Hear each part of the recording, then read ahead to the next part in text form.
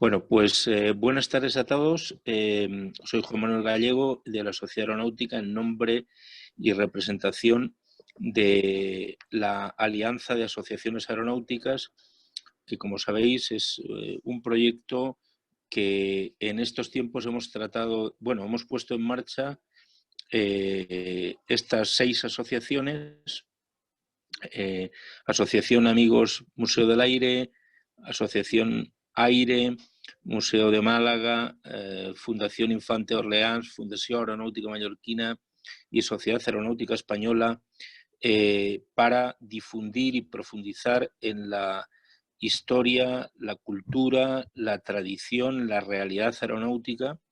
Y bueno, pensamos que hemos aglutinado una serie de conferencias muy interesantes, tanto de naturaleza, como decía, histórica, como de naturaleza técnica. Va a haber ciertas conferencias para niños en otras plataformas. En fin, estamos muy contentos de difundir la cultura, la historia y la realidad aeronáutica. En el día de hoy quiero introduciros a Luis Utrilla, ingeniero, historiador aeronáutico, magnífico divulgador, sin duda uno de los grandes precursores de la divulgación y de la historia aeronáutica a todos los niveles.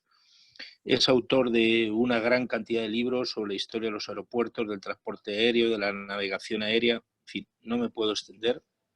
Recientemente ha publicado la primera historia del transporte aéreo en España, un voluminoso ejercicio al cual seguirá una segunda parte, esperemos Dios mediante. Luis, directivo del aeropuerto de Málaga, ha sido el gran impulsor de un museo maravilloso que es el Museo de los Aeropuertos y el Transporte Aéreo de Málaga, que os promuevo a visitar. Hoy la conferencia de Luis versa sobre algo que es muy desconocido para mucha gente.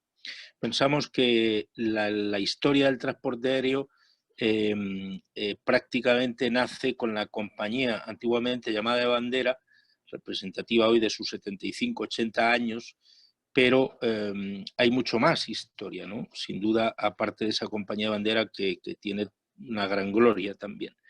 Y esa historia comenzó hace 100 años y los 100 años fueron en el año 2019, por eso hemos pretendido poner los 101 años del transporte aéreo comercial en España. Luis nos va a explicar cuál se considera que fue la primera línea aérea comercial, la involucración del rey Alfonso XIII y algunos otros detalles. Esta historia del centenario, me viene a cuento decirlo, fue promovida en su momento por la sociedad civil y concretamente por la Sociedad Civil Aeronáutica y Luis Utrilla, donde desde aproximadamente 2013 o 2012 nos pusimos en contacto con ministros, ministras, para alertarles sobre este tema del centenario del transporte aéreo. Presentamos pues, bueno, la bibliografía de la historia, qué se hacía, bajo un proyecto de sociedad civil que, como decíamos, como bien conocéis en este país, todo bastante contaminado bueno, está mal expresarlo así, pero bueno, es la realidad. La sociedad civil no tenemos dinero y el dinero está, pues, fundamentalmente en el ámbito público, ¿no? Y desgraciadamente, pues, no solamente no obtuvimos la financiación, sino que yo tengo mi personal idea de que realmente usurparon nuestra idea y finalmente fue apropiada por, lo dejo ahí, por alguna gente, bueno, minúscula aeronáuticamente.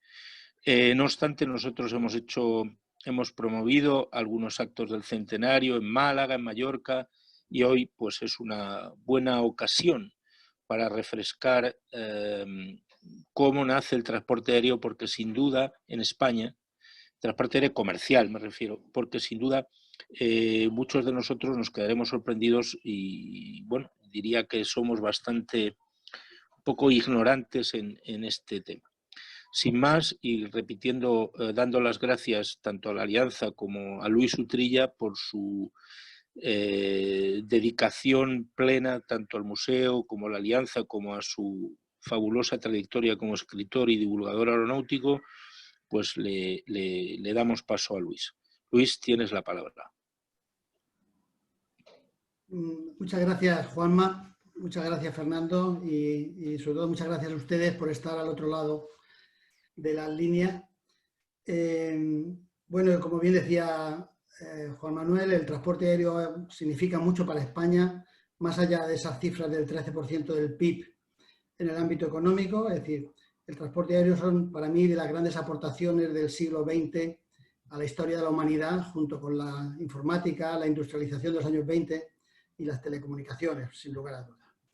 Es evidente que el transporte aéreo no nació con la aviación, nació con aquellas palomas mensajeras que transportaban información de un punto a otro, pero nosotros nos vamos a centrar en la aviación comercial como elemento, digamos, de verdadero desarrollo del transporte aéreo en España. Yo voy a quitar, no sé si mi vídeo se ve, pero yo lo voy a quitar para evitar que, no sé si se puede quitar la pantalla, para que no... Te lo quito yo. No moleste la imagen. Ya no tiene el vídeo, Luis. Vale. El día de Año Nuevo de 1914, un intrépido pasajero, Abraham Wells, osó volar en un hidroavión Veloz 14 desde Tampa a San Petersburgo, en el estado norteamericano de Florida, y pagó la friolera, no parezca mentira, de $400, convirtiéndose de este modo en el primer pasajero de la aviación comercial en aeroplano. Acabada la Gran Guerra, la RAF abrió una primigenia ruta aérea entre Londres y París en febrero del 19, y lo hizo también la Deutsche Luftraiden, inaugurando una línea regular de Berlín a Weimar.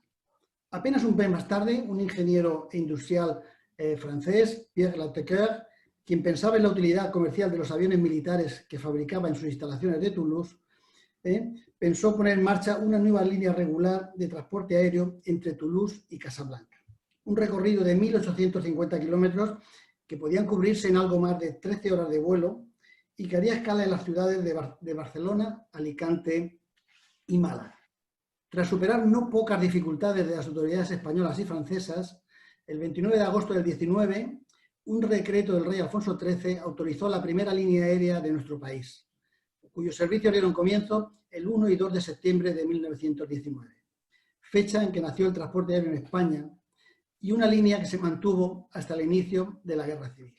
La línea aérea francesa llegaría pronto hasta Dakar, cruzaría el Atlántico, llegando hasta Brasil y finalmente Buenos Aires y Santiago de Chile. En el verano de 1920 fue la compañía de hidroaviones del Cantábrico la que inauguró un servicio aéreo con hidroaviones entre Bayona y Bilbao, que al año siguiente se amplió hasta Santander, pero que diversos accidentes obligaron a suprimir en 1922. La primera compañía española que realizó un servicio regular de transporte aéreo hizo su aparición el 15 de octubre de 1921 con la denominación de Z, Compañía Española de Tráfico Aéreo, y cubría la línea Sevilla-Larache. Al año siguiente, en 1922, en un intento de enlazar las Islas Baleares con la península, surgió el proyecto de establecer una línea que uniera Barcelona con Palma, en este caso de la mano de la Compañía Aeromarítima Mallorquina, que tuvo que afrontar numerosos accidentes e incidentes que fueron jalonando sus operaciones y que la llevaron a la suspensión en 1924. En estos mismos años 20, la compañía Aeropostal estableció los servicios Marsella, Palma de Mallorca, Argel y Alicante, Orán, Argel, en ambos casos servidos con hidroaviones. Instaurado por el Convenio Internacional de Navegación Aérea de 1919, el concepto de soberanía de los países sobre su espacio aéreo, el transporte aéreo quedó sujeto a las correspondientes y necesarias autorizaciones gubernamentales para su desarrollo, y los gobiernos se apresuraron a nacionalizar sus compañías aéreas, con el objetivo de poder utilizarlas como un peón más de su estrategia política. Al objeto de esquivar las restricciones que el Tratado de Versalles puso al desarrollo de la aeronáutica germana, surgieron en nuestro país 3 proyectos de transporte aéreo al impulso de la industria alemana, que contaron con el beneplácito del gobierno y del propio rey, y que de alguna manera se querían oponer a la línea francesa que surcaba nuestros aires. El primero de estos proyectos nació en 1925 con la creación de la Unión Aérea Española, UAE, compañía tras la que se encontraban los intereses y el capital de la empresa Juncker, que inauguró en 1927 las líneas Madrid-Lisboa y Madrid-Sevilla, utilizando un Juncker F-13, primer avión comercial totalmente metálico. Tras los pasos de la UAE surgió Iberia, compañía aérea de transportes, antecesora de la actual empresa del mismo nombre, y cuyo socio mayoritario era en este caso la compañía Lufthansa. Iberia inauguró los vuelos Madrid-Barcelona en diciembre del 27 con sus trimotores Roland. El tercero de los proyectos de transporte aéreo en España fue el establecimiento de una línea de dirigibles entre España y Sudamérica de la mano de la Colón Compañía Transaérea Española, que recibió la concesión de la línea aérea Sevilla-Buenos Aires en febrero del 27 y en la que se incluía una segunda línea entre Canarias y la península. Líneas que nunca vieron la luz, dada la desidia de las entidades financieras y empresariales españolas. Fue el gobierno de Primo de Rivera en 1928 el que decidió la nacionalización del transporte aéreo español a imagen de los recién creados monopolios de servicios públicos como CAMSA y Telefónica, y siguiendo los pasos de Gran Bretaña, Francia y Alemania con la creación de la Imperial Airways, Air France y Lufthansa respectivamente. Fruto de esta política fue la creación de la Compañía de Líneas Aéreas Subvencionadas Sociedad Anónima, CLASA, empresa que aglutinó a las tres compañías aéreas anteriormente mencionadas, UAE, Z e Iberia. CLASA inició sus servicios aéreos con los vuelos entre Barcelona, Madrid y Sevilla, posteriormente extendidos a Canarias, y puso en servicio la línea internacional Madrid-París, incorporando a su flota los modernos trimotores Fokker 7 y Ford 4AT. En 1931, el gobierno de la Segunda República hizo desaparecer CLASA, que fue sustituida por LAPE, Líneas Aéreas Postales Españolas, compañía que por primera vez generalizó el transporte aéreo en España, volando desde Madrid a Barcelona, Baleares, Canarias, Valencia, Sevilla, París y Lisboa. LAPE era una compañía estatal que se regía por el Código de Comercio y continuó sus servicios comerciales hasta 1936, fecha en la que el inicio de la Guerra Civil paralizó el naciente transporte aéreo español. Al inicio de la Guerra Civil hizo surgir la compañía aérea comercial HISMA, Hispano-Marroquí de Transportes, tapadera del apoyo del gobierno alemán al ejército sublevado. También al servicio de los intereses militares resurgió en 1937 la compañía Iberia, inoperativa desde 1929, que reinició sus servicios de transporte aéreo en la zona controlada por el ejército sublevado, utilizando para ello los aviones Junker Ju-52 y los pilotos facilitados por la compañía aérea alemana Lufthansa. Iberia fue ampliando poco a poco sus líneas y al final de la contienda contaba con enlaces entre una veintena de ciudades peninsulares y conexiones con las Islas Canarias y Baleares. Se incorporó en esta época al transporte aéreo español la compañía italiana Ala Litoria, que fue autorizada a realizar en 1936 la ruta Cádiz-Melilla-Poyensa-Roma con los hidroaviones CAN Z506, a la que sumaría otras líneas posteriormente, y que escondían el interés del gobierno italiano de Mussolini en anexionar al país trasalpino las Islas Baleares. Tras la contienda, el gobierno del nuevo Estado, surgido en 1939, estaba decidido a aplicar una estricta política de autarquía económica en materia de transporte aéreo y pretendió explotar los servicios directamente por la administración. Para ello creó en abril de 1940 un organismo que se denominó Gerencia del Tráfico Aéreo Español, más conocido por TAE, que se hizo cargo de las líneas Lisboa, Madrid-Barcelona y Madrid-Málaga-Melilla. A pesar de la eficacia de los servicios de TAE, esta situación pronto iba a tocar a su fin, ya que los intereses de Iberia y de Lufthansa sobre todo, y las presiones del gobierno alemán en pago por los servicios prestados, obligaron al gobierno español a cambiar radicalmente de filosofía. Era evidente que Alemania no iba a permitir perder la posición estratégica que la red de Iberia le prestaba en la península ibérica, norte de Marruecos y las Islas Canarias, máxime una vez iniciada la Segunda Guerra Mundial. De este modo, una ley del 7 de junio del año 40 otorgó el monopolio de los servicios de transporte aéreo a Iberia Líneas Aéreas Españolas. Finalizada la Guerra Europea, fueron los Estados Unidos los primeros en buscar un acercamiento al régimen político español con el objetivo de utilizar España como punto de enlace de las líneas comerciales con destino a los países europeos. Las relaciones bilaterales se vieron truncadas con la llegada a la Casa Blanca del presidente Truman y la recomendación de la Asamblea General de Naciones Unidas de febrero del 46 de romper las relaciones diplomáticas con nuestro país. En unos años de especial dificultad económica y desabastecimiento de productos, España acudió a la Argentina peronista como suministrador de cereales, estableciéndose en 1946 la línea aérea de Madrid a Buenos Aires servida por Iberia con los cuatrimotores DC-6. Una de las muchas singularidades de aquellos vuelos fue la incorporación a bordo de las primeras azafatas, cuyo objetivo era la atención a los pasajeros. El nuevo equilibrio político internacional, surgido de la guerra de Corea, permitió un acercamiento de Estados Unidos a España, dado el marcado discurso anticomunista del régimen del general Franco. Fruto de este acercamiento fue el levantamiento de las sanciones de las Naciones Unidas a nuestro país y la reincorporación a los distintos organismos internacionales, principalmente a la Organización de Aviación Civil Internacional. En este nuevo marco se firmó un acuerdo inicial de transporte aéreo entre Estados Unidos y España, que tuvo su máximo exponente con la firma de los acuerdos de ayuda de septiembre de 1953. Para esta fecha, las relaciones aéreas de España con Europa se habían normalizado y prácticamente la totalidad de las compañías de bandera volaban a Madrid, mientras Iberia lo hacía, directa o indirectamente, con un buen número de capitales europeas.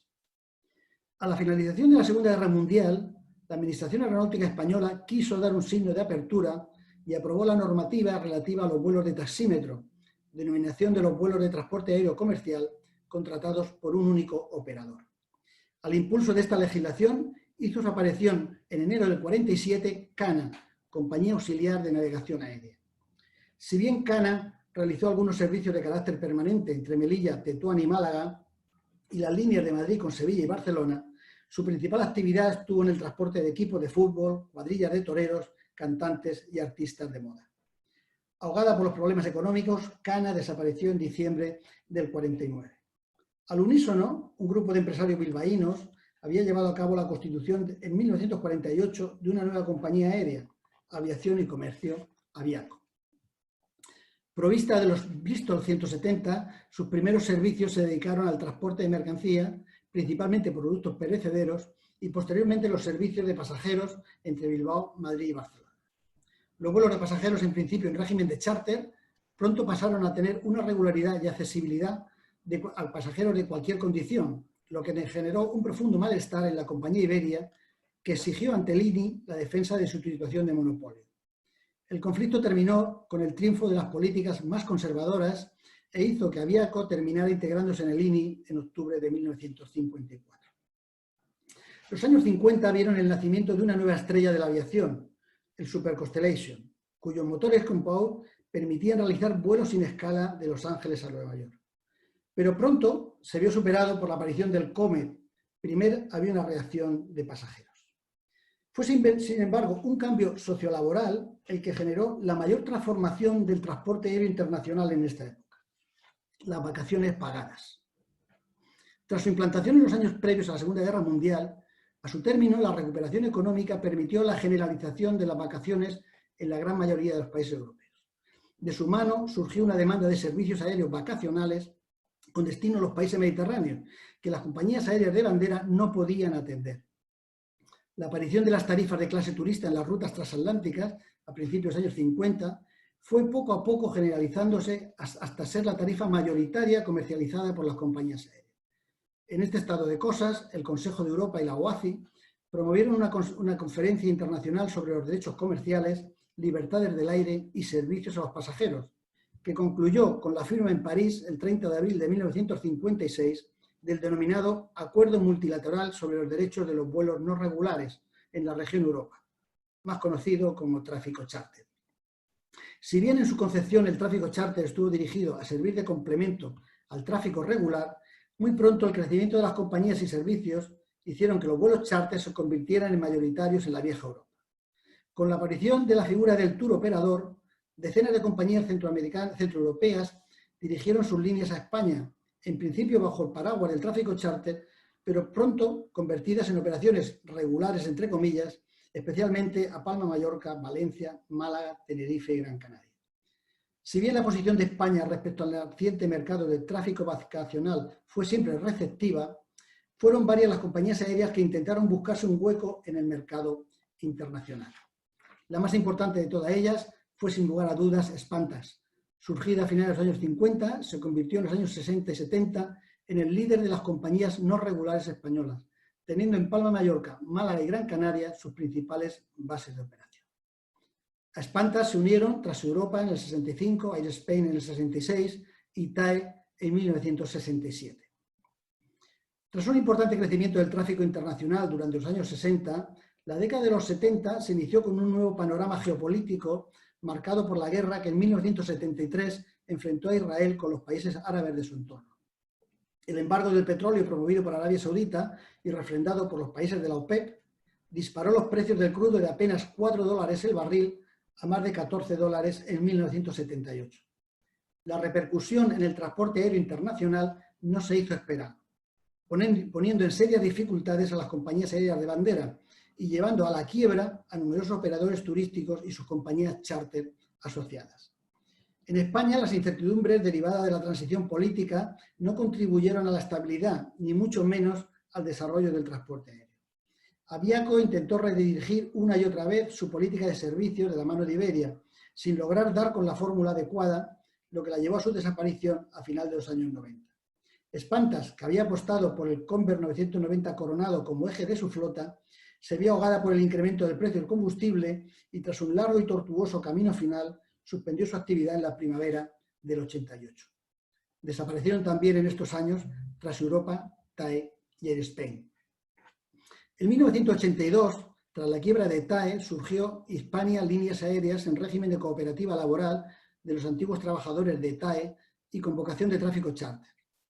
Otro de los proyectos empresariales de mediados de los años 80 fue Meridiana Air, fruto de la unión entre dos compañías preexistentes, Líneas Aéreas Canarias y Universair.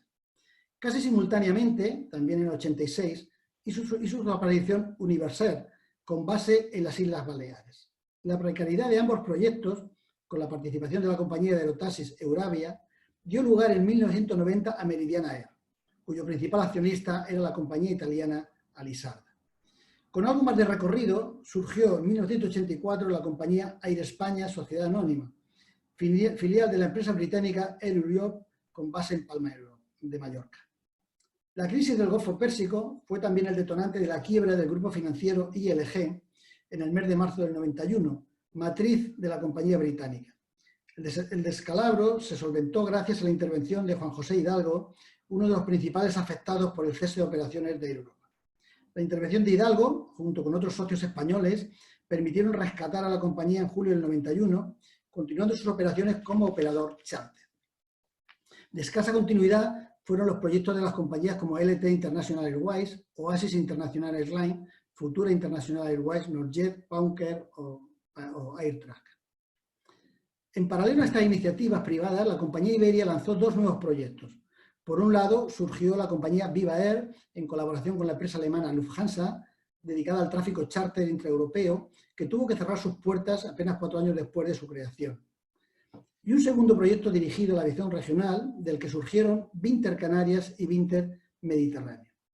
La profunda remodelación que tuvo que afrontar Iberia a principios de los años 90 le obligaron, tras múltiples controversias, a abandonar el proyecto de aviación regional, cuyos servicios pasaron a ser atendidos por la compañía Air Nostrum. Una de las compañías que sí logró salir adelante en aquellos complicados años fue Spanair, surgida en 1986 de la mano de la empresa Viajes Marsan, con la participación inicial de la compañía SAS Leisure. Dedicada al tráfico charter, contó con una amplia flota de aviones con base en los aeropuertos de Palma de Mallorca, Gran Canaria y Tenerife, desapareciendo en los años 2000. Fue la administración Carter la que llevó a cabo la liberalización de los servicios y la eliminación de los controles administrativos sobre el transporte aéreo norteamericano, con la firma de la muy conocida Airline Deregulation Act de octubre del 78. En Europa, el acuerdo de tráfico no regular del 56 había abierto una puerta a la liberalización de los servicios, pero poco a poco fueron transformándose de serie de vuelos temporales a vuelos permanentes, con la permisividad de las autoridades nacionales de los países receptores de turismo principalmente. El proceso de liberalización europea se llevó a cabo en 3 fases, denominados paquetes de medidas, que concluyeron en 1992. El nuevo sistema reemplazaba los acuerdos bilaterales entre los estados que habían estado vigentes desde los años 40 por un sistema de carácter multilateral a nivel europeo. En el ámbito nacional, las compañías que se sumaron a las nuevas normas europeas fueron Air Europa y Spanair. Ambas compañías iniciaron sus vuelos regulares desde el archipiélago canario con destino a la península y posteriormente desde los aeropuertos de la periferia peninsular, compartiendo el tráfico nacional con Aviaco y en menor medida con Iberia. Si bien el proceso de liberalización abrió las puertas a nuevas compañías intraeuropeas, Este empuje no ha tenido su corolario en España, donde las compañías aéreas nacionales no han terminado de abrirse camino. Desde finales de los años 80 se han creado y desaparecido un sinfín de compañías. Hispana, Canáfrica, Universal, Meridiana, Primaer, Airtrack, BCM, Pauner, Andaluser, etcétera, etcétera, etcétera.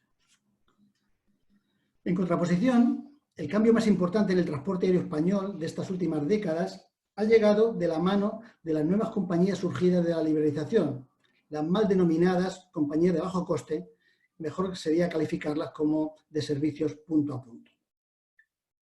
Amparadas por la nueva legislación de cielos abiertos dentro de los países de la Unión Europea, las compañías punto a punto se han desembarazado también de la dependencia que las antiguas compañías charter tenían de los operadores turísticos, comercializando directamente sus servicios a través, al margen de las agencias de viajes.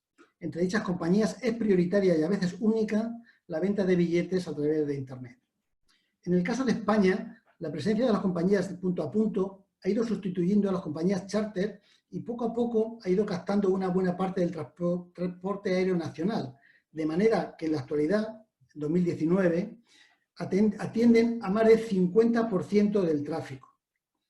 La gran importancia que Internet ha tomado en la accesibilidad del transporte aéreo ha hecho de las páginas web de las compañías aéreas un punto de acceso privilegiado que no ha pasado desapercibido para sus gestores, incluso transformando las compañías aéreas de su cabecera en verdaderas empresas de comercio electrónico. El presente parece apuntar a un modelo híbrido de operadores aéreos con las ventajas de las compañías tradicionales y de las nuevas punto a punto, y cuyas principales características bien podrían ser la simplificación del sistema tarifario, la comercialización directa, la asignación de asientos y un mínimo de servicio a bordo, la disponibilidad de una flota homogénea, las operaciones en aeropuertos de primer o segundo nivel acordes a la demanda real, un alto nivel de ocupación, una reducción de las rotaciones y un alto nivel de utilización de los aviones, entre otros múltiples factores que hacen del transporte aéreo un sector en permanente evolución. Y llegamos a la actualidad, ahora en este marzo del 2020, cuando ya nadie se lo esperaba. Curiosamente, como también hace 100 años, cuando empezó el transporte aéreo en nuestro país, ha hecho su presencia un nuevo actor en la movilidad ciudadana. En aquel momento, en el año 18, fue una epidemia de gripe de Texas, mal llamada gripe española, la que causó estragos en todo el mundo. Se calcula entre 25 y 50 millones de fallecidos. Solamente en la ciudad de Málaga, en la que yo vivo, hubo más de 5.000 muertos. Hoy, el transporte aéreo tiene un nuevo reto frente a él, igual que fue en las crisis de combustible o los problemas administrativos y burocráticos de los años 40. Estoy seguro que se superará de la mano de la técnica, de la facilitación y de la normativa, y que hará posible un nuevo horizonte de desarrollo que alcanzaremos más pronto que tarde con el esfuerzo y el trabajo de todos. Muchas gracias y feliz vuelo.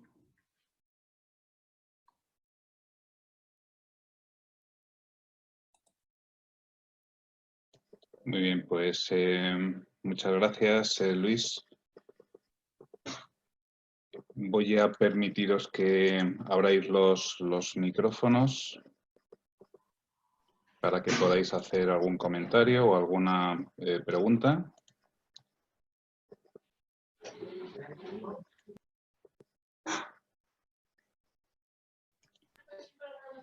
Juanma, tienes tu micrófono abierto también, ¿eh? Luis, yo te quería hacer una pregunta. ¿Realmente el hecho histórico del nacimiento del transporte aéreo en España está claramente vinculado a esta primera línea aérea comercial Marsella, Barcelona, Alicante, Málaga, Marruecos? ¿Podrías dar algún detalle más? La involucración del rey Alfonso con los decretos, ¿cómo fue aquello? Bueno, el inicio del transporte aéreo en nuestro país pues fue evidentemente más una guerra política que una guerra tecnológica. Hay que pensar que en aquel año, en el 19, nadie creía en el modo aéreo como modo de transporte y la situación de las fronteras era muy rígida y sobre todo el sobrevuelo, pues era bastante complejo. De hecho, el Tratado de Paz de la Primera Guerra Mundial, el Tratado de Versalles, establece la soberanía de los estados sobre el espacio aéreo de sus territorios, ¿no? En aquel momento, Alemania se ve relegada de las decisiones internacionales, quiere volar como sea Sudamérica, como una nueva zona de expansión, ha perdido sus colonias en África, y Francia pretende hacer lo mismo, ¿no? En ese momento, pues era evidente que España era estratégico porque los aviones con escalas de apenas 400 kilómetros no podían volar directamente ni siquiera hasta África, hasta el norte de África. Entonces, evidentemente, el rey Alfonso XIII, de tendencia germanófila, que no es algo que yo tenga que descubrir aquí, y sobre todo con el apoyo luego posterior de Primo Rivera, pues se acerca a Alemania, pretende que sea Alemania el que establezca la línea aérea a través de España. Pero ante la evidencia de que Francia está mejor preparada en aquel momento para volar y sobre todo que Francia presiona a través del embajador español en París al gobierno español, pues consiguen que finalmente se dé autorización a la Tequer para volar hasta Málaga y después hasta Casablanca.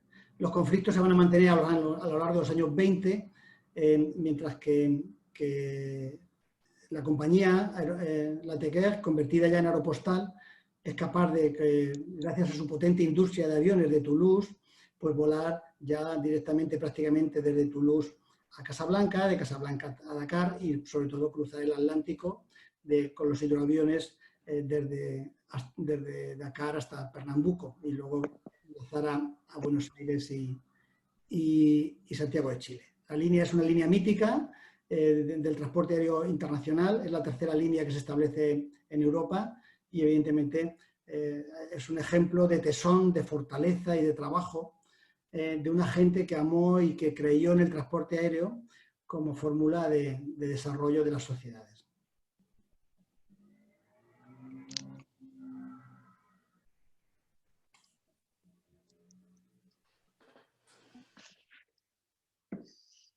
Están abiertos más micrófonos si alguien quiere intervenir. Sí, buenas tardes. Soy Juan Carlos Libreros, trabajo en Kuehne+Nagel, aquí en Madrid, y mi pregunta era un poquito, hemos estado escuchando evidentemente la historia de la aviación y un poquito relacionada con la carga aérea, y a mí me gustaría saber cuál va a ser el siguiente paso en la carga aérea. ¿Qué implicaciones o en qué puede, digamos, mediar o facilitar a la carga aérea, por ejemplo, todo este desarrollo que estamos viendo de compañías privadas, como pueden ser Amazon o SpaceX, bueno, pues queriendo volver a la Luna o haciendo viajes un poco intraespaciales aquí en el mundo y, bueno, pues saber de qué manera puede evolucionar la carga aérea teniendo en cuenta esos pasos que se están dando por parte de compañías privadas. Bueno, en mi opinión personal en ese respecto es que la carga aérea, como el transporte aéreo en general, en los próximos 20 o 30 años, y para eso no hace falta tener bola de cristal, sino que ya está llamando a nuestras puertas, va a cambiar sustancialmente. Es decir, el transporte aéreo tal y como lo conocemos, en base a aeroplanos o aeronaves en reacción o de cualquier tipo de convencionales, pues evidentemente que va a cambiar. De hecho, ya se están haciendo pruebas de vuelos suborbitales, como todos conocéis, y también se están haciendo pruebas muy potentes, tanto por Airbus como por la NASA, de una movilidad urbana en base a las aeronaves de control remoto, los mal llamados drones, es decir, los RPAS, que ahora mismo ya están buscando su hueco para compatibilizar su uso con el espacio aéreo tradicional. Evidentemente, la siguiente transformación que ya está en marcha es que el transporte aéreo tiene un nuevo sistema de gestión de navegación aérea, que es el sistema satelitario, que ha cambiado radicalmente el modo de operar de las rutas aéreas, en el caso intraeuropeas. Toda esta amalgama va a hacer que haya que diseñar un nuevo modelo de movilidad del transporte aéreo internacional. Por supuesto, que va a ser muy diferente si estamos hablando de rutas internacionales, de rutas transatlánticas o de áreas metropolitanas. Es decir, es razonable que en las grandes urbes que se están desarrollando en el mundo, es decir, Tokio, China o Singapur, incluso, bueno, pues las grandes, la urbe como puede ser la europea como Londres, es decir, esas grandes urbes tienen problemas de movilidad urbana que no resuelve el transporte aéreo convencional, tanto de pasajeros como de mercancías. Ahí es donde todos estos son los elementos, los aparatos de control remoto o otro tipo de aerodinos que puedan surgir, pues evidentemente van a tener su nicho de mercado. Pero la gran asignatura pendiente que tenemos ahora mismo en el transporte aéreo, ya, y que cada vez se va a ver más aguzada, es en la intermodalidad. Tenemos que ser capaces de intercambiar nuestros productos, sean mercancías o sean personas, con otros modos de transporte, ferroviarios, viarios, marítimos. Es decir, ese es ahora mismo el gran reto del transporte internacional a nivel mundial. Mientras que no seamos capaces de conseguir eso, difícilmente lo vamos a tener. Yo creo que el reto de compartir el espacio aéreo ahora mismo está muy bien resuelto gracias al desarrollo de las telecomunicaciones de todo tipo y la miniaturización de los equipos informáticos a bordo de las aeronaves. Eso nos está dando un nivel de seguridad muy importante, pero nos falta esa otra parte de la facilitación, el famoso anexo 9 de OACI, que parece que a veces se nos ha olvidado, de que el transporte aéreo tiene que conseguir una integración efectiva, eficaz y eficiente, sobre todo eficiente, con otros modos de transporte. Muchas gracias. Buenas tardes, soy David Herreros. Lo primero, saludarte, Luis. Hace ya 20 años que te conocí allí en el aeropuerto de Málaga. Y bueno, tenía una pregunta para ti y un poco para todos, que últimamente, pues bueno, la aviación ha trabajado mucho la eficiencia, sobre todo el consumo de combustible. Se ha conseguido aviones más eficientes y más, digamos, vuelan más lejos. Pero el tema de la velocidad de crucero no hemos avanzado nada desde los años 60. ¿Qué opinión tienes tú de la aviación supersónica de una forma masiva? Digamos, no como la experiencia del Concorde, que fue una experiencia, digamos, que fue un fracaso comercial, ¿no? Realmente. Pero ¿cómo lo verías tú? Bueno, muchas gracias, David. Tiempo sin oírte. Me alegro que estés ahí al otro lado de la pantalla, ¿no? Evidentemente, el tema de la aviación supersónica, es decir, por encima de Mach 2, no es un problema tecnológico. Como sabéis, el fracaso del Concorde fue un fracaso más bien político y de intereses más geopolíticos que tecnológico. El problema que se enfrenta ahora mismo el tema supersónico es el medio ambiente. Es decir, mientras que no resolvamos el problema de los óxidos de nitrógeno, va a ser difícil que el transporte aéreo pueda tener un desarrollo a niveles de velocidades de esa naturaleza.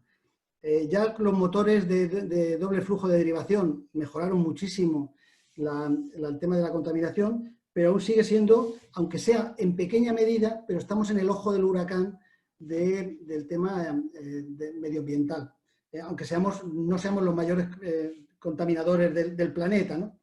Luego, siempre se ha puesto ahora encima de la mesa en los últimos 20 años los vuelos suborbitales como solución a la aviación supersónica, ¿no?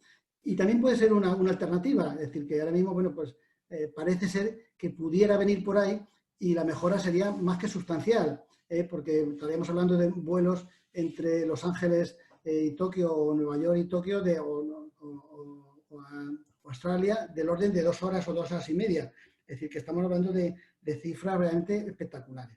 De cualquier manera, yo sigo creyendo que los principios básicos del transporte aéreo de velocidad, seguridad y regularidad deben seguir siendo los 3 pilares en los que nos apoyemos en el desarrollo futuro, añadiéndole un cuarto de medio ambiente.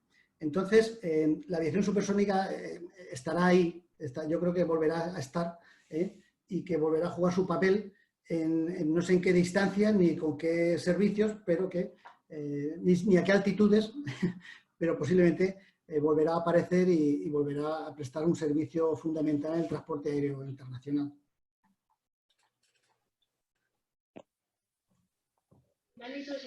¿Alguna pregunta más?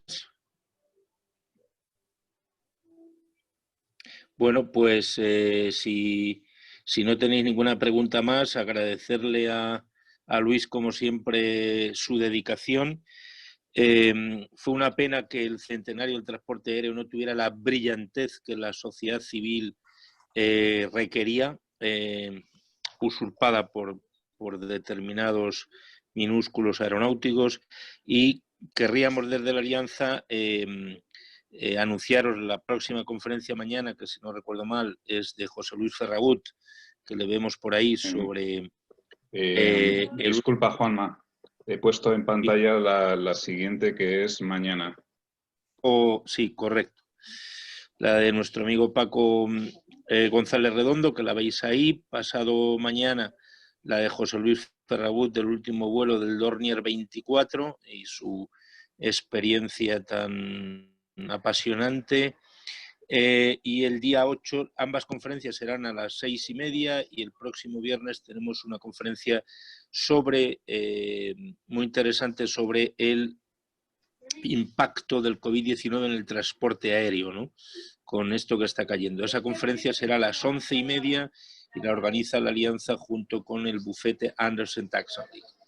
Entonces, si no hay nada más, Fernando, tienes la palabra para cerrar la conferencia de hoy y anunciar lo que consideres oportuno. Pues muchas gracias, Juanma. Antes de nada, dar las gracias a Luis Utrilla y a todos los asistentes a esta conferencia. Y bueno, prácticamente lo que iba a decir lo has dicho ya, y es lo que está en pantalla. Pues citaros todos a esta interesante conferencia, que, bueno, me tiene alguna sorpresa, y lo dejo ahí para que mañana descubráis qué sorpresa se trata. Muchísimas gracias a todos y buenas tardes. Buenas tardes.